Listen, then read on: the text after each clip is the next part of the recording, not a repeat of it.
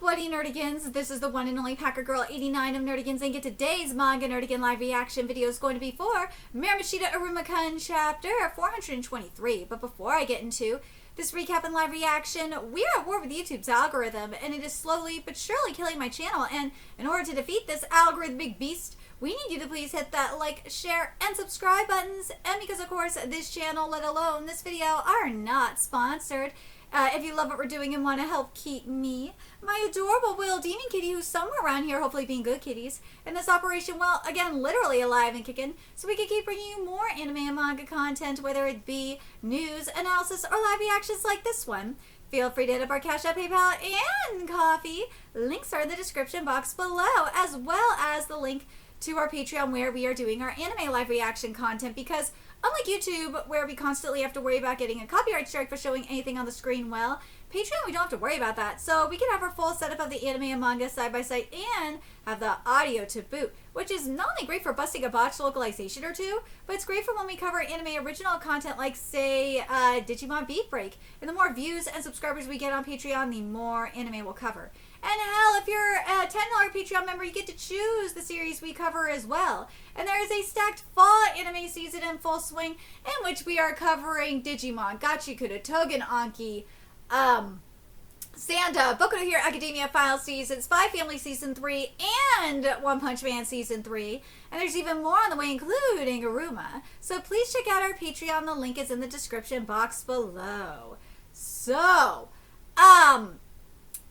last chapter of Iruma, we got the immediate aftermath of returning from the gate, and understandably, like, Iruma is freaking traumatized as hell. Omori, I don't know what she's thinking. I think she's just, like, probably in a daze too. And, you know, of course, Border Patrol wants to interview them. It's like, dude, they just got out of, like, the freaking, God knows where. They were just beyond the gate. Like, they need to process what the fuck just happened. And luckily, Sullivan and Omri's papa came through in the clutch. But anyways, let's get into this chapter, see what's in store for us this week. And we got a really beautiful color spread here. And it's just like, oh god. Nishi, I need to see this art in freaking Manoichi. I need to see this whimsy, this ease, this effortlessness, this lightness. I need to see it in Manoichi. It frustrates me every time I cover Manoichi. If people don't understand by now why this is the case, just look at this color page and then compare it to, like, a color page for Manoichi, and you will understand why I'm frustrated. But anyways, this chapter is titled, Listen. Ooh, okay, so something that I think we all need to keep an eye on is, and I think we kind of saw it too after the whole Masaku situation with Yusuke and Yu Hakusho, is that he kept some of the Masaku characteristics, specifically in the eyes. So I feel like that's something we need to be on the lookout for Iruma. The same ceiling I see every morning. Yeah, because of this right here. The view I saw through the Great Beyond Gate was one I haven't seen in a very long time. There's no doubt that was the human world. But look at Iruma's nails. They're still black. It's not nail polish. Nope. There's no doubt that was the human world.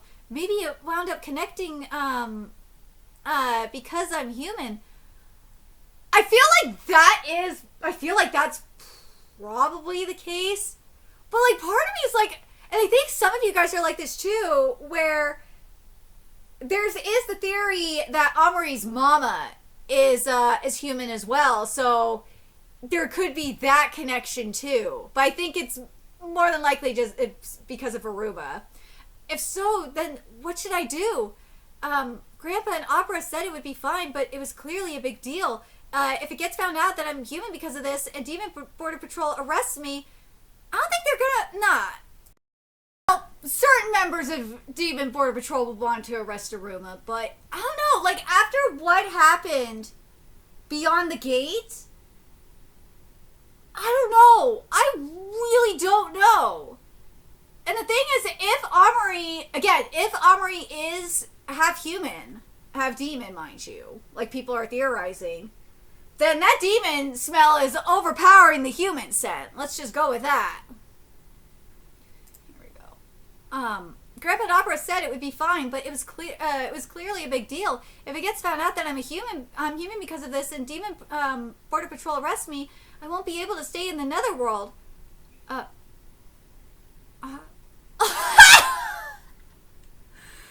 course, fucking lead. Please help us with our homework. Aruma's eyes are looking very interesting. It's mainly in the pupil. The pupil is becoming a little bit more slit. When things get tough, you can count on us. BOKU Dome! Yes! Sorry, Iruma-kun, we just showed up without even telling you first. No, it's fine. We're Opera Sensei and the principal. Well, they've been working since this morning. There's only a few days left of end of terminus. We're a little bit screwed. You still have homework left to do? We were gonna do it. Wait, we were seriously gonna do it, but it was like the power end of terminus compelled us. It's a time pack full of fun places, and healthy students like us naturally want to check them all out and have a blast. So that's exactly what we did. We had a blast. So you forgot? Indeed, we did. Oh, Kylie, I fucking love you. The concept of homework just kind of vanished from my mind, which it would naturally. Seriously, the only thing that should vanish like that is parsing. No, we have long past the point of making jokes about our situation. Even though that is a great joke. What about you, Iruma-kun? Did you finish the homework? Yeah. Opera-san put together a schedule for me right away, so families of teachers and them sure are overpowered. Whoa. Yeah, there's no way Opera was not going to let Iruma go without finishing that homework. No way. So, of course I'll help you two with your homework as much as I can. You are so lucky. Yeah, you have our gratitude, Lord Demon King Iruma-sama, my liege. Ooh, you joking about this now. Our savior, our ever-reliable minister of squish... Minister of squishiness. So big deal. Wait, squishiness? Oh, they're doing their homework. That's cute. You guys hung out a lot over the break, huh? That's right. Our schedule. I love that. That Parson and Shax became friends. I love that they became bros. Because remember when Parson joined the group, like he was so isolated, and now I love that him and Sheena become bros. I love it. We wanted to go to the same places too. But actually, I want the whole BOKU Alliance to hang out too. There's games I want to play, or just strolling around would have been fine. But you said you were going to spend the break with Azaz and Clarence, so did you have lots of fun with them? Yeah? Oh yeah, I heard you went to the museum. That one everyone's talking about right now. It was on the news or something, right? They said something big happened. Yeah, that's the one. Uh-oh. Apparently a border patrol imposed a gag order, so there's tons of rumors, but it's not that easy to get demons to stop talking. I heard that at their big event, Seekers and Stealers, the legendary Great Phantom Thief Malleus Phantom showed up. Phantom and his mysterious apprentice, Phantom Thief Iruma, and the heroic Seeker, President Amari, and my sister, Darkness Lady, they were all in a huge battle. And in the end, the one who defeated Phantom was an unknown boy. With death fingerwork, he took back the key from Malleus Phantom. Maybe he was a Border Patrol rookie? Or maybe he was a new Phantom Thief. There's a lot of debate around it, but personally my vote's on Phantom Thief. Oh, that's Jazzcut! Yeah! And apparently he had allies. So the topics, the mysterious boys, two brilliant collaborators, they say they were all young and good looking. So Jazz, Wicked Iruma, and of course Az. Ooh, this background is great too. They've given them the nicknames the Quick Finger Black Snake, the Jet Black Archer, and the Scorching Nobleman. The Scorching Nobleman for Az sounds so correct. Oh my god, you know what? The Quick Finger Black Snake. I'm not gonna lie, that is such a one name. Oh my god, that is such a one fucking name. Oh my god, I could see that in like One Punch Man. Holy shit. If you're a One Punch Man, especially webcomic reader, you know that that is such a one name. It is. All of them are actually, now that I'm thinking about it, but yeah. Kind of gives me deja vu. The story. Are they really that good looking? Aren't they just exaggerating? Well, so those are the rumors. Sounds like none of the details got out, but this is the biggest mystery. There's something specific Border Patrol is withholding information about. According to the testimony of demons who were there when it happened, unbelievably, the Great Beyond Gate opened, and they say demons got dragged into it. It'd be totally crazy if it's true. And you know what happened then? They came back as nothing but bones. Huh? I heard they're still missing, though. But they say the Great Beyond Gate is connected to other dimensions, right? Wasn't it that the demon who opens it can go to their ideal world? So this is why I gotta bring Omri back into the conversation. Because I feel like Omri kind of dreamed of the human world a little bit because of, you know, the human world that was in her manga that she was reading. Like, part of me's like, I kind of feel like it was tapping into her ideal world a little bit. But I feel like that's part of it. Whoa, really? I still want to know more. And that's not all. When I was putting all this info together, something occurred to me. God, these backgrounds are so fucking great. Seriously, Nishi, you need to do something about this. We need this shit in Monoichi bad. The scale of the commotion, all the mysterious demons involved, and the fact that our own classmate was there. This must be the work of our very own troublemaker. No doubt Iruma-kun has something to do with it. I'll just say it outright. Iruma-kun, don't you know something about this? About the Great Beyond Gate? Ooh.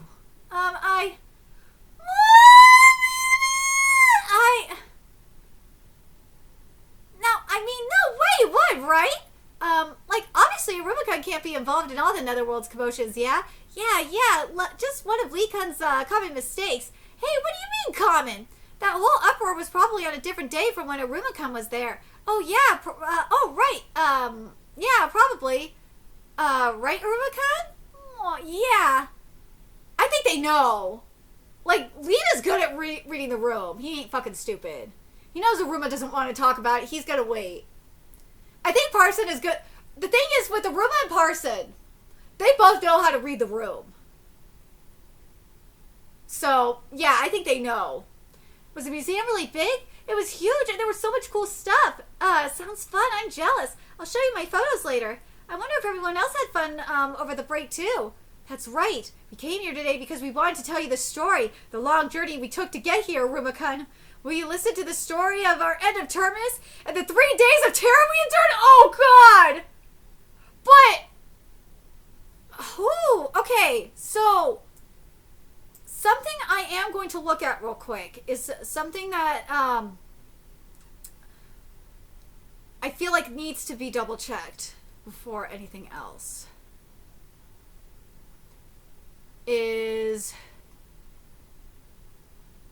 So the eyes pre-demon transformation, the irises for Iruma, were a lot darker, right?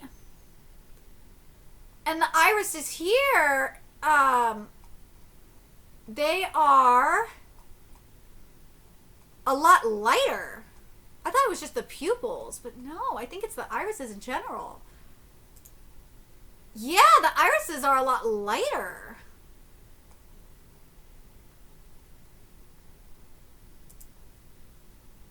Again, maybe it's the lighting and I'm just losing my mind. But, maybe it is just the lighting.